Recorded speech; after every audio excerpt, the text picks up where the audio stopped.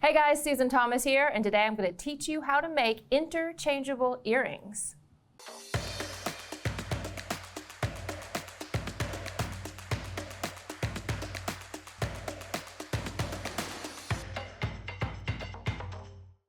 So today we're going to be making interchangeable earrings, and what's kind of cool about this is you can wear one pair of earrings and then change them out into a different pair of earrings just by changing out a little piece of one. So like if you have one topper that's black and you have three bottom parts that are red, white, and blue, you can switch out all those different colors and have three actual different pairs of earrings. Kind of cool, right? So first of all, you're going to need some tools, and I just went with the basics on this one. This is a really basic project that I think you guys are going to love, but you can kind of take it to the next level on your own once you feel comfortable with it. First of all, I have got my basic tools. There's your round nose plier. Now remember, the round nose plier is just the one that's round all the way around the end to make your loops and coils. And then I have a chain nose plier. Looks very similar, I know, to the round nose plier, but it's flat and smooth on the inside. And that one's for squishing down little pieces of wire and opening and closing jump rings. Finally, we have your basic flush cutter, and this is just going to clip off all those pesky little pieces of wire. I have got a set of tassels, ear wires, two magnetic clasps. I'll hold those out for you. I know it doesn't look like two, but there are two there. They like each other. Watch. See?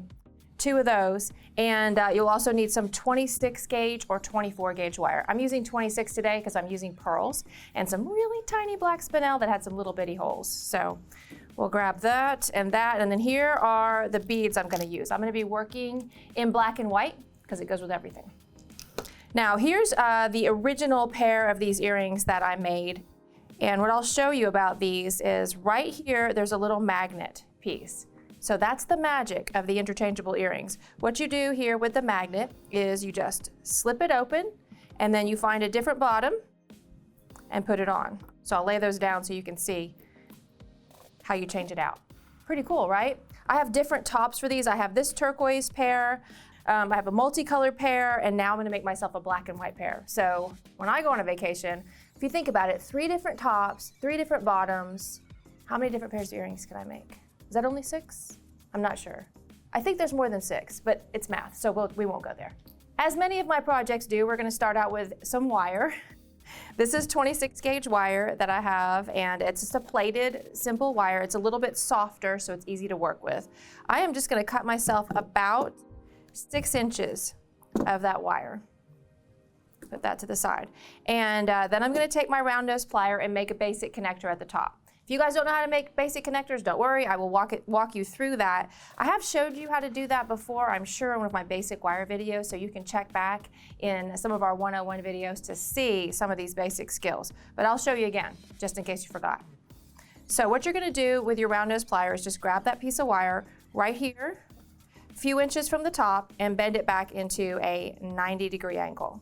Okay, so now I'm going to take the round nose plier, and you want to re-grab the wire just past that bend, about 1/8 of an inch, and roll this wire back into a half circle. And I'll take my plier out just so you can kind of see that little half circle I made right there. And then I'm just going to pop that back in there, and you're going to wrap the rest of this smaller piece of wire or shorter piece of wire around the pliers, making a little circle. Then I'm going to re-grasp it with my chain nose plier so I don't ruin that little baby, and I'm going to wrap this little tail here around 3 times. Just like so. Ta-da! Very simple, nothing to it. And I just moved all those tools and I brought them all back out because I need them. Now I'm going to clip that excess wire with my flush cutter, and see, you want to make sure you get that whole piece off there, and that's why you use a really good flush cutter to do that part of the project. All right, so next thing we're going to do is we're going to string our beads onto the wire. So this is kind of acting like a head pin, and it'll keep all your beads from falling off. And when I'm done, this is what it's going to look like. I'm actually going to string a pearl, a black spinel, a pearl, a black spinel, and a pearl. I've got one started here only because the black spinel beads have really tiny holes, and I didn't want to have to string them onto the 26 gauge wire in front of you guys. So here you go. There's that little end I just made. There's my pearl, my black spinel, my pearl, my black spinel, my pearl. That's it. And part of the reason I'm making these a little bit shorter is because I usually make them really long. And every time I make long earrings, everybody always says, can you make them shorter? So I'm telling you, you can make them short, you can make them long, you can make them in the middle, you can do whatever you want to, okay? Your design, once you take it, you run with it. So taking my round nose plier again and essentially doing the same thing I did on the other side, but I need to create just a little bit of space for that coil. So I'm gonna use my plier to create that little space. See how I have it just above the pearl? And then bend it back into a 90-degree angle, come up and past that band, roll it into a half circle, and then pull it down and around the plier. Regrasp with your chain nose plier. And this is just a basic skill. You guys, I would rewind this over and over again until you get it, because you're gonna be doing this over and over and over again. I'm showing you how to do it, but it's kind of one of those things that a lot of times I would just say, make yourself a basic loop at the top of your beads, and then you'd be like, how do you do that? You'll do it all the time. It's a good one to learn. All right, oops. And then you're just gonna trim off the excess wire. And I've got like a little tail there, so I'm just gonna take this chain nose plier and press that in. Now, I was actually gonna make these kind of messy, but I didn't do the first one like that, so we'll just keep this a little bit neater this time. And to make them messy, you just take extra wire and you just keep wrapping. Okay, so I've got that one, and now it matches this one, so I have two little toppers. So now it's essentially assembly. The only thing you really need to know is how to open and close a jump ring. And so I'm going to take two jump rings. I put them right here, and I'll tell you guys something about these jump rings. I'm using oval jump rings today. And it's kind of significant because you're gonna be pulling on these earrings a lot. You shouldn't pull, you should actually slide them open, but since you're messing with them a lot, there's gonna be a lot of pressure and pulling and tugging on those earrings. And a round jump ring, they have a tendency to follow gravity, and that opening is always at the bottom, and you could actually pull your own earrings apart and, quote, break them. But with the oval shaped jump rings, that little opening is on the side. And so gravity will always keep that bottom of the oval at the bottom, and so you'll never have to worry about if you pull a little bit too hard. These are also nice, super strong 20 gauge jump rings, so they're gonna hold together. All right, so what I'm gonna do is find the little opening on my jump ring and attach it to the bottom of my pearl, and then I'm going to take one of these. Look how they like each other. Those are some really strong magnets, right? I'm gonna take one of these and attach it. So all I did was just attach that right there to the bottom. And then I'm going to take my tassel, which I've already attached a jump ring to, and I am going to twist that open, attach it to the magnet, and twist it closed. So there are all my pieces together. And then you just take an ear wire. Same thing as you do with your jump ring. You're gonna grab it with your chain nose plier, twist it open, attach your earring bauble, and twist it closed, just like so. Ta-da! Pretty easy, right? Where'd my other magnet go? There, look at this magnet. Those are strong magnets.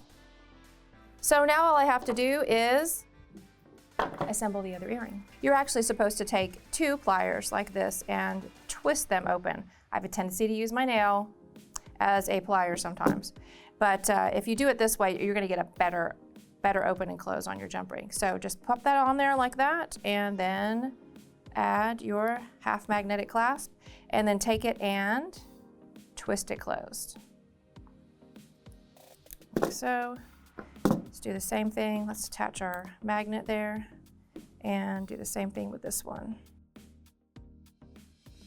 So if you do this with pliers, you're gonna keep a prettier looking jump ring. If you use your fingers, you can kind of make it a little wonky sometimes.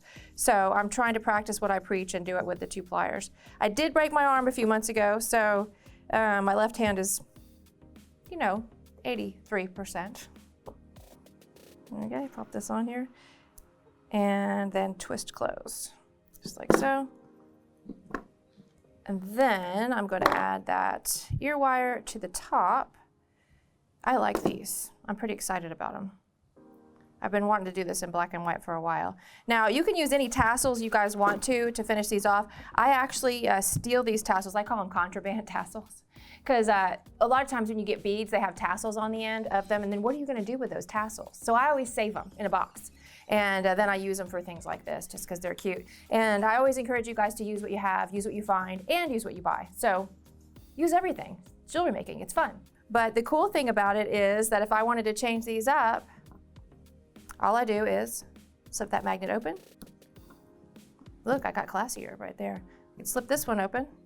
Let's go red. Cool, right? I mean, that's pretty fun. Slip that back open, go back to black and white. So here the earrings are in action. I just couldn't wait to try these black and white babies on. I love them! I'm so excited. I want to switch them out for red, but I'll stick with black and white for now. All right, let's go through some of the tools and supplies that you need for this project. First of all, just reminding you, basic tools. Round nose plier, chain nose plier, and your basic flesh cutter. It's all you need. Really, if you guys have these 3 tools, you can do most any jewelry making project with wire.